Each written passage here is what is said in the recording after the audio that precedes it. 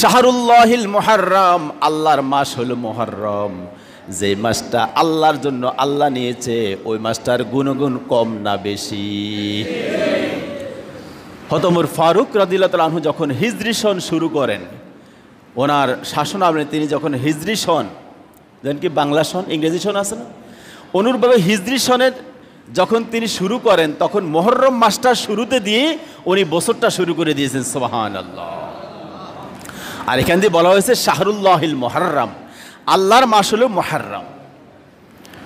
মুসলিম শরীফের হাদিস, সহিহ ইবনে মাজার 1742 নম্বর হাদিস, আল্লাহ নবী ইরশাদ করেছেন, আফজালুস সিয়ামে বাদার রমাজান শাহরুল্লাহিল মুহররম। রমজান মাসের পরে রোজার গুণাগুণ সবচেয়ে বেশি হলো মুহররম মাসের রোজা। সুবহানাল্লাহ। তিরমিজি শরীফে এসেছে 741 নম্বর হাদিস, হযরত আলী রাদিয়াল্লাহু তাআলা আনহুকে এক ব্যক্তি প্রশ্ন করল, গো আলী, আপনি আমাকে রমজানের বাইরে অন্য কোন মাসে রোজা রাখার জন্য আমাকে একটু নির্দেশ দেন। আলী বলল, ও আল্লাহর নবীর সাহাবী, ও গো আল্লাহর বান্দা, আল্লাহর নবীকে কখনো কোনো দিন এই ধরনের প্রশ্ন কখনো কেউ করে নাই। মা সামিআতু আহাদান ইয়াসআলু আন হাযাম, আমি কখনো দেখি নাই নবীকে এই ধরনের কোনো প্রশ্ন করতে, তবে ইল্লা রাজুলান সামিআতুহু ইয়াসআলু রাসূলুল্লাহি সাল্লাল্লাহু আলাইহি সাল্লাম, আমার মনে পড়ে এক ব্যক্তি একদিন আল্লাহ নবীকে প্রশ্ন করেছিল, ওয়ানা কাঈদুন, সেদিন আমি আমার নবীর ডান পাশে বসা ছিলাম। আমি আমার নবীর পাশে বসা ছিলাম, আর নবীকে একজন আসি প্রশ্ন করলো। কি প্রশ্ন? ফাকালা ইয়া রাসূলুল্লাহ, ও আল্লাহর নবী, আইয়ু শাহরিন তা'মুরুনি আন আসুমা বা'দা শাহরি রমাদান, ওগো নবী, রমজানের রোজার পরে আর কোনো মাসের কোনো রোজা রাখতে হবে কিনা আপনি আমাকে আদেশ করেন। আপনি আমাকে আদেশ করুন রমজানের বাইরে আমি কোনো রোজা রাখবো কিনা। বিশ্বনবী বললেন, ইন কুনতা সায়মান বা'দা শাহরি রমাদান ফাসুমিল মুহররম, যদি তুমি রমজানের বাইরে কোনো মাসে রোজা রাখতে চাও মুহররম মাসে রোজা রাখো। সুবহানাল্লাহ। আর জোরে বলুন সুবহানাল্লাহ। কেন? আল্লাহ নবী বলেন, ফাইন্নাহু শাহরুল্লাহ, যেহেতু মুহররম মাস হলো আল্লাহর মাস। মুহররম মাস কার মাস? যেহেতু মুহররম মাসটা হলো আল্লাহর মাস, ফিহি ইয়াউমুন তাবাল্লাহি আলা কওমিন ওয়া ইয়াতুবু ফিহি আলা কওমিন আখিরিন। আল্লাহ রাব্বুল আলামিন এই মাসে এমন একটা দিন রয়েছে যেই দিনে আল্লাহ পাক বহু সম্প্রদায়ের গুনাহ মাফ করেন, সুতরাং তোমাদের জীবনের গুনাহ মাফ করে দিবেন। কত সুন্দর কথা। সে মুহররম মাস আমাদের মাঝে চলছে। এই মাসের সবচেয়ে গুরুত্বপূর্ণ দিবস হলো 10 মুহররম। 10 মুহররম হলো এই মাসের সবচেয়ে গুরুত্বপূর্ণ দিবস, যেটাকে আমরা বলি ইয়ামুল আশুরা। আশুরার নামটা সবাই জানা আছে তো? জানা নাই এমন তো কেউ নাই। আশুরার দিনটা আমরা তো জানি, হ্যাঁ, প্রত্যেক বছর আমাদের মাঝে আসে। সে মুহররমের 10 তারিখকে বলা হয় ইয়ামুল আশুরা। চিল্লা বলেন সুবহানাল্লাহ। এই মুহররম মাসের সবচেয়ে গুরুত্বপূর্ণ দিন হলো ইয়ামুল আশুরা। আশুরা দিবসের গুরুত্ব আল্লাহ রাব্বুল আলামিনের কাছে অনেক অনেক গুণ বেশি। তার কারণ হলো আল্লাহ রাব্বুল আলামিন আশুরার দিবসে তার জীবনের গুরুত্বপূর্ণ যতগুলা কাজ পৃথিবীতে করছেন সবগুলা কাজ 10 মুহররম আশুরার দিন করেছেন। সুবহানাল্লাহ। তাকওয়িমুল উমুর, অত্যন্ত গুরুত্বপূর্ণ যে সমস্ত কাজগুলো করেছেন আল্লাহ রাব্বুল আলামিন, ওই সকল কাজগুলো আল্লাহ পাক আশুরার দিন কটাইছেন। সুবহানাল্লাহ। হযরত ওমর ফারুক নবীজিকে প্রশ্ন করলেন, ইয়া রাসূলুল্লাহ, লাকাদ ফাদ্দালাল্লাহু আযজা ওয়া জাল্লা ইয়াউমুল আশুরা, ওগো নবী, আশুরা দিবসকে আল্লাহ রাব্বুল আলামিন কি সম্মানিত করেছে নাকি? নবী বলছে, ক্বালা নাআম লিআন্নাহু খালাকাস সামাওয়াতি ওয়াল আরদি ওয়াশ শামসি ওয়ান নুজুমি ইয়াউমুল আশুরা। সুবহানাল্লাহ। যেহেতু আল্লাহ রাব্বুল আলামিন এই আসমানের সপ্ত জমিন, সপ্ত আকাশ, আকাশের সমস্ত নক্ষত্র রাজিম, আকাশের সূর্য তারা যা কিছু রয়েছে আল্লাহ রাব্বুল আলামিন যেদিন সৃষ্টি করেছেন সেদিনটাই ছিল আশুরার দিবস। তাহলে আকাশ ও জমিন সৃষ্টি করেছেন আশুরার দিনে, চন্দ্র সূর্য সৃষ্টি করেছেন আশুরার দিনে। আর নুজুমু কামিসলিহি, অর্থাৎ আকাশের নক্ষত্রগুলো, প্রত্যেকটা গ্রহ উপগ্রহ সব কিছু আল্লাহ রাব্বুল আলামিন আশুরার দিনে সৃষ্টি করেছেন। সুবহানাল্লাহ।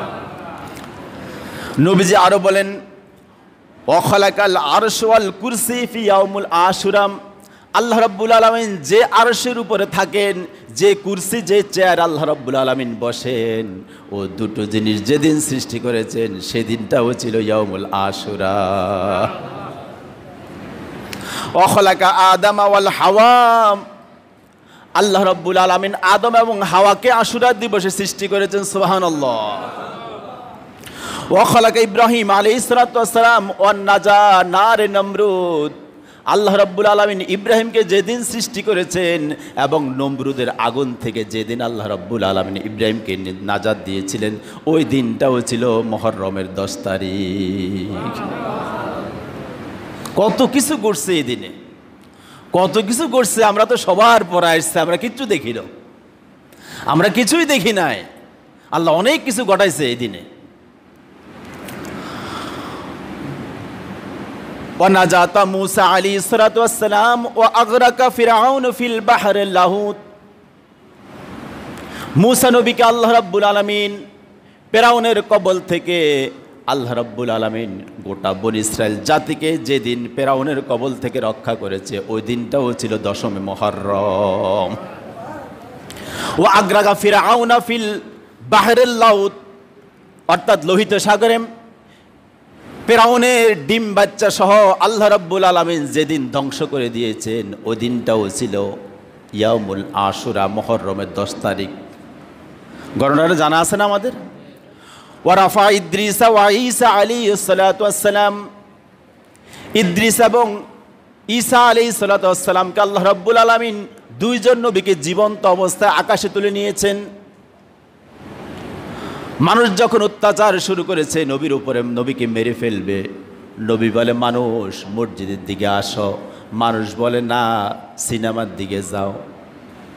আল্লাহ বলে আল্লাহর দিকে আসো, শয়তান বলে নোংরামের দিকে যাও। ও নোংরামের সংখ্যা যোগে যোগে বেশি না কম ছিল বলেন? নোংরামীদের সংখ্যা শয়তানের সংখ্যা বেশি না কম? সুতরাং তাদের একটা দল, বিরাট একটা দল, তারা সবসময় থাকবে বামপন্থে, আর ডাইনপন্থীর সংখ্যা অত্যন্ত কম। ডাইনপন্থী যারা তারাই হলো আল্লাহর দল। চিল্লাই বলেন সুবহানাল্লাহ। ইদ্রিস এবং ঈসা আলাইহিস সালামকে আল্লাহ রাব্বুল আলামিন চতুর্থ আসমানে তুলে নিয়েছেন যেদিন, সেদিনটা ছিল 10 মুহররম। ওয়া ইন্না আউওয়ালা মাতারিন ইয়ানজিলু মিনাস সামাই ফিল আরদে, যেদিন আসমান থেকে পৃথিবীতে সর্বপ্রথম বৃষ্টি হয় ওই দিনটাও ছিল আশুরার দিন। সুবহানাল্লাহ। এবং অনেকগুলা ঘটনা ঘটেছে। হাদিসের সর্বশেষ কথাটা আমি বলতেছি, ওয়াকাল কিয়ামাতা ফি ইয়াউমিল আশুরা, যেদিন কিয়ামত অনুষ্ঠিত হবে সেদিনটাও আশুরার দিন হবে। সুবহানাল্লাহ। এজন্যই এই প্রত্যেকটা বিজয় দিবস, এগুলা প্রত্যেকটা বিজয় না, প্রত্যেকটা তো বিজয়। এগুলা মূসাকে আল্লাহ রক্ষা করছে, ইব্রাহিমকে নাজাত দিচ্ছে, আদম হাওয়াকে নাজাত দিচ্ছে। হ্যাঁ, এই প্রত্যেকটা বিজয় দিবসের ঘটনাগুলা আল্লাহ ইয়াউমুল আশুরাতে ঘটাইছে। সুবহানাল্লাহ। শুধুমাত্র কেবলমাত্র একটা ঘটনা যেটা দুঃখজনক, নবীজি দহিত্র ইমাম হযরত হোসাইন রাদিয়াল্লাহু তাআলা আনহুর শাহাদাতের ঘটনাও 10 মুহররমে ঘটেছে। এই একটা ঘটনা ছাড়া বাকি সবগুলা বিজয় দিবসের ঘটনা। সুতরাং এটা নবীজির এই হাদিস বলার বহু পরে হযরত হোসাইন রাদিয়াল্লাহু তাআলা আনহু কারবালার প্রান্তরে শাহাদাত বরণ করেছেন। নবীজির হাদিসের ভিতরে এই ঘটনাটা নাই। তাহলে নবীজির যে হাদিস আশুরা সম্পর্কে, এই হাদিসের মাঝে ইমাম হোসেনের ঘটনা নাই। এটা হলো দুঃখজনক বেদনাদায়ক ঘটনা, আগেরগুলো সব বিজয়ের ঘটনা। সুতরাং আমরা যেদিন আমরা আজকে আমল করব, আমরা বিজয়ের আমল করব, যেহেতু নবীজির সুন্নত, নবীজির হাদিস। কতটা মনে বুঝেন না আপনারা? কিন্তু শিয়ারা যেটা করে ঢাকা চিটাং যারা থাকে তারা দেখে, আমরা তো দেখি না, আমরা কম দেখি, আমরা পত্রিকা দেখি। এই যে তাজিয়া মিছিল বাইর করে, শোক মিছিল বাইর করে, তারা মনে করে যে এই দিনে এটাই করছে, আর কিছু ঘটে না, এই দিনে এই জিনিসটাই ঘটছে, আর কিছু ঘটে নাই। এই জন্য তারা শোক মিছিল বের করে, তারা নিজেদের শরীরকে ক্ষতবিক্ষত করে, আঘাত করে, তারপরে বিভিন্ন সোর চিৎকার করে, কান্নাকাটি করে। রাসূলুল্লাহ সাল্লাল্লাহু আলাইহি ওয়াসাল্লাম তাদের উদ্দেশ্য করে বলেছে, লাইসা মিন্না মান জরাবাল খুদুদা ওয়া শুক্কুল জুয়ুবা ওয়া দাআ বিদায়াতিল জাহিলিয়াতে। যারা কারো ইন্তিকালে অথবা শোকে বুক থাবড়ায়, মুখ থাবড়ায় এবং জাহিলিয়াতের মতো সুর চিৎকার করে কান্নাকাটি করে, ওরা আমার উম্মত নয়। পরিষ্কার কথা।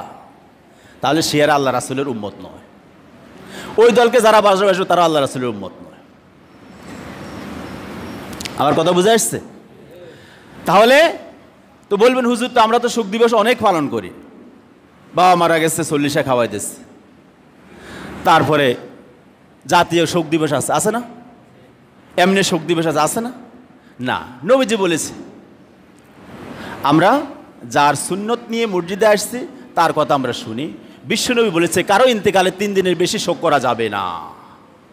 পরিষ্কার কথা। বুখারীর 1534, 35, 36 নম্বর হাদিস। নবীজি বলছে কারো শোকে 3 দিনের বেশি শোক করা যাবে না। সুতরাং আমরা যারা শোক করতেছি, শোকের মিছিল করতেছি, যা করতেছি, এগুলো রাজনৈতিক শোক। এগুলো কি শোক? এটা রাজনৈতিক শোক, এগুলো দেখানো শোক। আসলে মনের সঙ্গে ওই শোকের কোনো সম্পর্ক নাই। অনেক টিবাটিবি করে শোকের ফানি একটাও বাইরে হতো না, কারণ এগুলো রাসূলের সুন্নত, কোরআন হাদিসের সঙ্গে এটার কোনো সম্পর্ক নাই। এই জন্য দেখবেন অমুক শোক মিটিং থেকে পরের দিন পত্রিকা আসবো, 5 যুবক 1 যুবতীকে নিয়ে উদাও। অমুক শোক সভায় স্যার মারামারি করে 10 জন আহত, 5 জন গুলিবিদ্ধ, 6 জন মারা গেছে। কথা বুঝে আসছে নি? কারণ এই শোকের সঙ্গে কোরআন হাদিসের সম্পর্ক নাই। সুতরাং এই সমস্ত শোক দিবসের সঙ্গে মুসলমানের কোনো সম্পর্ক নাই। আমার কথা পরিষ্কার বুঝছেন তো? আসুন, রাসূলুল্লাহ সাল্লাল্লাহু আলাইহি সাল্লাম যদি আমরা শোক করতেই হয়, এই পৃথিবীর সর্বশ্রেষ্ঠ নবী মুহাম্মদ রাসূলুল্লাহ সাল্লাল্লাহু আলাইহি সাল্লাম ওনার ইন্তেকালে কোথাও দিনই শোক মিছিল বাইর করতে, শোকের জন্য এবার মিটিং করে বক্তৃতা দিতে, এই ধরনের কোনো ঘটনা ঘটছে দেখছেন কিনা? সুতরাং নবী রাসূলদের কোনো ঘটনা আমরা শোক দিবস পালন করি না। আমার আপনার মতো আদনা একজন মানুষের জন্য আমরা কেন শোক দিবস পালন করে এই সমস্ত বিশৃঙ্খলা সৃষ্টি করব? এর দ্বারা কবরে যিনি রয়েছে তিনি শাস্তি পাচ্ছেন। আহারে, তিনি শাস্তি পাচ্ছেন, ওনাকে শাস্তি দেওয়ার কোনো দরকার নাই। এই সমস্ত রাজনৈতিক শোক দিবস বাদ দেন। কোরআন ও সুন্নাহর আলোকে চলতে হবে আমাদেরকে। আমরা আল্লাহর কাছে দোয়া করব, আল্লাহ তাআলা যারা দেশ ও জাতির জন্য যা করেছে, আল্লাহ প্রত্যেকের জান্নাতুল ফেরদাউস নসিব করো। এর চেয়ে বড় দোয়া আর কিছু আছে না? মিছিল করব, মিটিং করব, বিরাট লম্বা লম্বা বক্তৃতা দিব, বক্তৃতা দিয়ে তারপরে ফিডাফিডি করে ওইখান থেকে নাস্তা লয় মারামারি, এটা লয় মারামারি, বাগলয় মারামারি, এরপরে দুনিয়াতে বিশৃঙ্খল সব সৃষ্টি। প্রিয় হাজরিন, আসুন, আমি আশুরার কথা বলতেছিলাম। ইয়ামুল আশুরা, আশুরার ফজিলত অনেক অনেক গুণ বেশি। আশুরার দিবসের ফজিলত অনেক অনেক গুণ বেশি। আজকের জুমা এটা আলোচনা করে শেষ করা যাবে না। সংক্ষেপে 2-1টি কথা বলে হাদিস বলে আমি শেষ করছি। বুখারীর 2004 নম্বর হাদিস, হযরত ইবনে আব্বাস থেকে হাদিসটা বর্ণিত।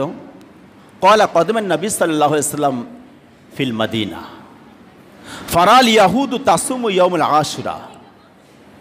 বিশ্বনবী যেদিন মদিনায় মুনাওয়ারায় হিজরত করেছেন, নবীজি দেখলেন কিছু মানুষ রোজা রাখতেছে আশুরার দিবসে। নবীজি বলছে, ফাকালা মা হাযা, তোমরা কি রাখতেছো, এটা কি করতেছো, তোমরা কিসের রোজা রাখতেছো?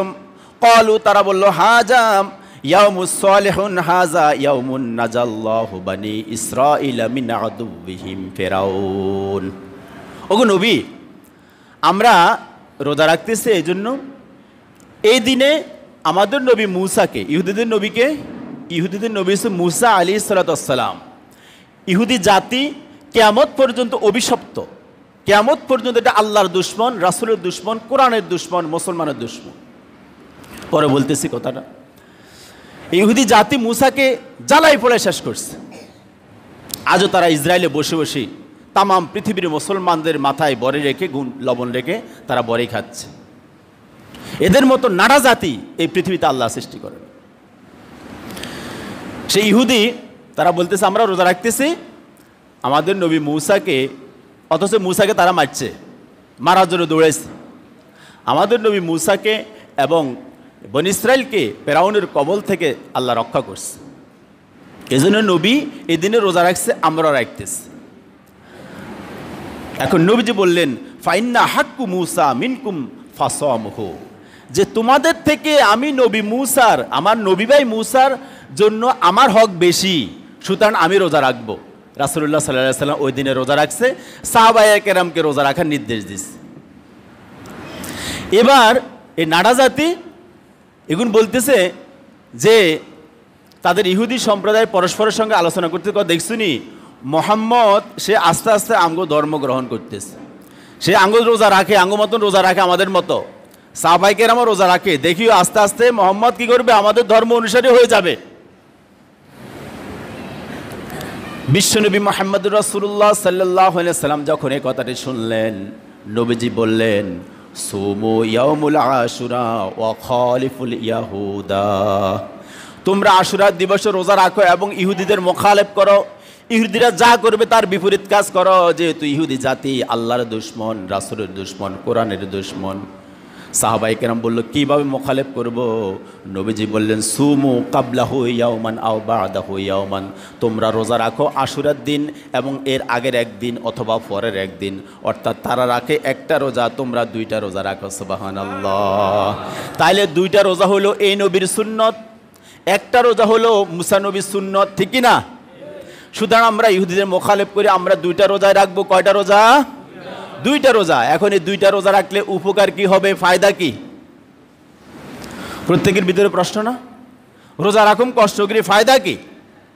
আল্লাহর নবী এই কথাও সুন্দর করে বলে দিয়েছেন। নবী বলেছেন আন কাতাদা আন্নান নবী সাল্লাল্লাহু আলাইহি সাল্লাম, নবীজি বলেছেন সিয়ামু ইয়াউমুল আশুরা ইন্নী আহতাসিবু আলাল্লাহ আইয়ুকাফফারা সানাতা আল্লাতী কাবলুহু, যে ব্যক্তি আশুরা দিবসে একটা রোজা রাখলো, যে ব্যক্তি আশুরা দিবসে একটি রোজা রাখলো, আল্লাহ রাব্বুল আলামিন তার পিছনের জীবনের 1 বছরের গুনাহ মাফ করে দিবেন। সুবহানাল্লাহ।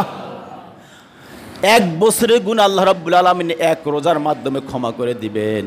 নবীজি আরো বলেছেন মান সামা ইয়াউমুল আশুরা মিনাল মুহররমে উতিয়া সাওয়াবান 10,000 শাহিদা, আমার কোন উম্মত যদি আশুরা দিবসে একটা রোজা রাখে, আপনারা শুনতেছেন তো, আশুরা দিবসে যদি আমার কোন উম্মত একটা রোজা রাখে, আল্লাহ রাব্বুল আলামিন তার আমল নামায় 10,000 শাহিদান 1000 শহীদের সওয়াব লিখে দিবে। সুবহানাল্লাহ।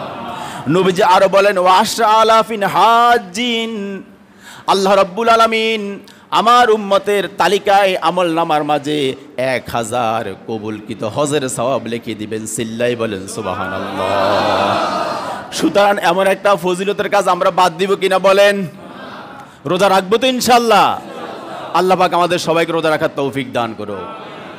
সর্বশেষ আমি একটা হাদিস বলেছি শুরুতে, ওই হাদিসটার তর্জমা করে আমি শেষ করছি। রাসূলুল্লাহ সাল্লাল্লাহু আলাইহি ওয়াসাল্লাম ইরশাদ করেন মান ওয়াসা আলা ইয়ালিহি ফিন নাবকাতি ইয়াউমুল আশুরা ওয়াসা আল্লাহু আলাইহি সাইরা সানাতিহি।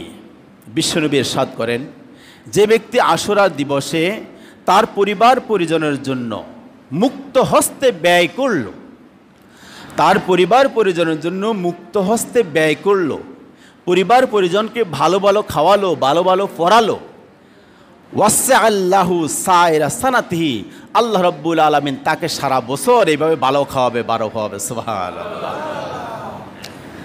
তাহলে নবীজি বলছে আশুরা দিবসে যে ব্যক্তি তার সন্তান পরিবার পরিজনের জন্য বেশি ব্যয় করবে, সারা বছর আল্লাহ তাকে বেশি ব্যয়ের কি করবে, আল্লাহ তাকে বেশি ব্যয়ের জন্য আল্লাহ তাকে উৎসাহ দিবে এবং তাকে সে ব্যবস্থা করে দিবে। সুবহানাল্লাহ। এখন আমরা আশুরার ব্যয়টা করি কোথায়? সব বরাতে। আল্লাহ শুকর, এই এলাকাতে তো এখন গরু জবার হয় না, হয় কি না? এখন সব বরাতে গরু জবা হয় নাকি? এটা আবার কে? এখানে আছেন আমার মুসল্লিদের কেউ নেই না অন্য অন্য মসজিদের? না, আমার মুসল্লি যারা তারা এই কাজ করতে পারে না। যেহেতু কোরআন হাদিস যেখানে আমরা আছি সেখানে, কোরআন হাদিস যেখানে নাই ওখানে শয়তান আসে। সুতরাং এই যে শবে বরাতে গরু জবার যে সিস্টেমটা, এটা রাসূল সাল্লাল্লাহু আলাইহি ওয়াসাল্লাম ইন্তেকাল করেছেন আজ থেকে 1500 বছর হয়েছে। নবীজির ইন্তেকালের 600 বছর পরে কি 700 বছর পরে পাকিস্তান এবং ভারত থেকে এই শয়তানিটা আমদানি হয়েছে, যে শাবানের 15 তারিখে আল্লাহর কাছে ইবাদতের গুরুত্ব অনেক বেশি।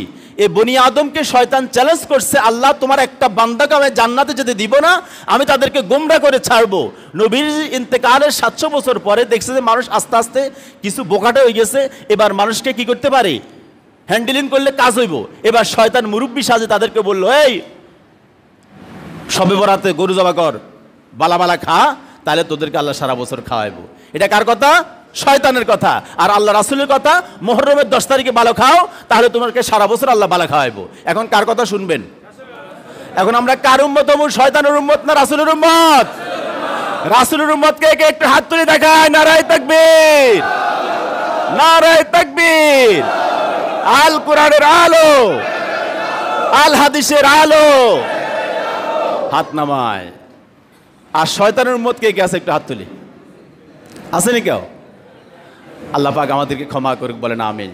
কালকে আমার একটা মাহফিল ছিল, আমার এলাকার পাশে আমার একটা মাহফিল ছিল কালকে আমার এলাকাতে কিন্তু গরু জবাই হয়, কারণ আমি তো এলাকা জুমার দিন থাকি না। যতটুকু আমার এরিয়া আছে ততটুকু হয় না, কিন্তু বাকি এলাকাতে গরু জবা হয়, সব কিছু হয়। এখন সবাইকে ওয়াদা করাইছি, বলছি এবং আপনাদের প্রশংসা করছি, মসজিদে বসে বলতেছি, মিথ্যা কথা বলতেছি। আমি বলছি আমার মসজিদ এলাকাতে আল্লাহ শুকর, আমার মসজিদ এলাকাতে কোনো গরু জবা হয় না, বিয়ে শাদিতে কোনো গান বাজনা হয় না, তারপরে কোনো নোংরামি হয় না। প্রত্যেকটা কাজ আস্তে আস্তে সুন্নত মোতাবেক কোরআন হাদিস হওয়ার জন্য, কোরআন হাদিস মোতাবেক হওয়ার জন্য আমার মুসল্লিরাও চেষ্টা করতেছে, আমিও চেষ্টা করতেছি। কথা কি আমি বেঠিক বলছি কি না? আল্লাহ পাক আমাদের সবাইকে এই কাজের উপর ইস্তেকামত থাকার তৌফিক দান করুক। তাহলে আমরা মুহররমের 10 তারিখ অর্থাৎ আমরা আজকে রাত্রে ভাত খাই, একটা রোজা রাখবো শনিবারে, আর শনিবারে রাজের ভাত খাই, রোববারে একটা রোজা রাখবো, 2টা রোজা আমরা রাখবো ইনশাআল্লাহ। তাহলে এই রোজার দ্বারা আল্লাহ পাক আমাদের 1 বছরের গুনাহ মাফ করে দিবেন, আমাদেরকে 1000 শহীদের সওয়াব দিবেন, আমাদেরকে 1000 হজের সওয়াব দিবেন। সুবহানাল্লাহ। আমরা প্রস্তুত আছি তো ইনশাআল্লাহ? আর হলো কি, আমরা আমাদের পরিবার পরিজনের জন্য বেশি বেশি খরচ করব, সবে বরাতে টোটাল না, স্বাভাবিক আলুর ভর্তা আর ডাল দিয়ে খাবো। ঠিক আছে তো ইনশাআল্লাহ? আল্লাহ আমাদেরকে কবুল করুক। ওয়া মা আলাইনা ইল্লাল বালাগ। আসসালামু আলাইকুম ওয়া রাহমাতুল্লাহ।